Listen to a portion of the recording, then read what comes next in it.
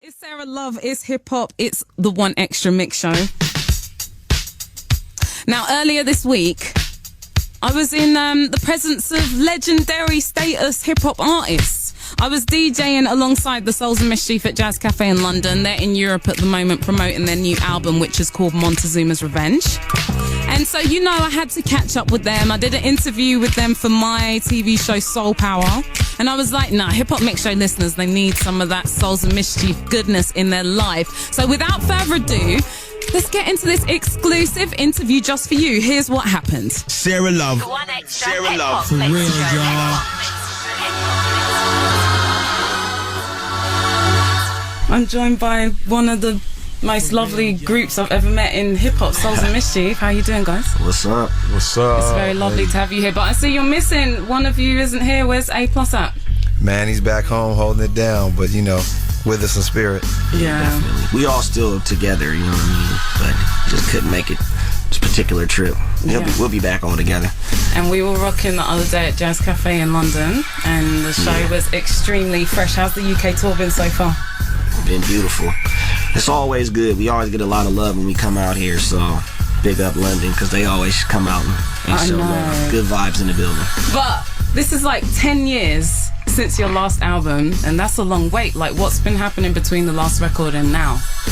Man, really, we just been touring and promoting other projects on our label. Like you said, we're indie, so we had 2 Hyro albums since then, right? Full Circle and Full Circle Live. Also had a bunch of solo records. A+ dropped his, I dropped mine, Oak dropped 2. So really, when we tour together, first of all, we're half a Hyro. So if we go out as Hyro, we're all out on the road. And when we got individual projects out, we also are on the road together because we tour as a group. So it doesn't feel like 10 years to us. Yeah. And then when you look up and you finally do drop a record, it's tight.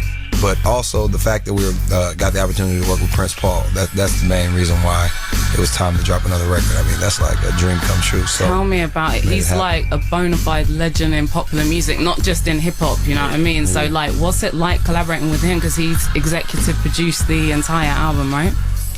Yeah, he had the vision. He wanted to produce a group. I mean, you know, he's one of the most normal dudes you probably ever meet. You know what I'm saying? Really? But like, he's not a diva. Nah. At the same, you know, with that being said, it's like he's a perfectionist the same way we are. So it was a perfect mesh because, you know, he would just be like, you know, you guys just do your thing. You know what I'm saying? He just, like, he'll play something, we'd be like, whoa. And he'd be like, y'all like that? Like, we'd be like, man, everything you play. Like, we had a hard time deciding which tracks we wanted to use. But yeah, working with him was amazing. We've all been fans of Prince Paul for years. So. And the Hip Hop Mix Show listeners have been loving the new records, like, and all the tunes. They keep growing on you. So I'm so excited to see like how this whole record is going to pan out. Yeah. But you know, you guys are like torchbearers for the indie scene, kind of thing. Like, you've been indie nearly your entire careers. Like, what's the secret to making that situation work? Because not everyone manages to do it. I think it's really based off of our love for the music, you know what I mean? I think when people get caught up in just focusing strictly on the hustle side of things, we've been doing it for almost 20 years now, you know what I mean? And so that's what I think provides the fire for the dedication. Can I just say, you don't look old enough to have been doing it for like 20 years. Like, I'd never guessed that you're old enough. Well, that's professionally, you know what I mean? We was doing it before that, and you know, we just had love for the whole culture. The fact that we all were, you know, breakdancing, doing graffiti, DJing, MCing, just doing all elements of hip hop, it kind of helps, you know, push you forward in being an independent artist. It provides that dedication, you know what I mean, and that vision that we have to communicate with people around the world.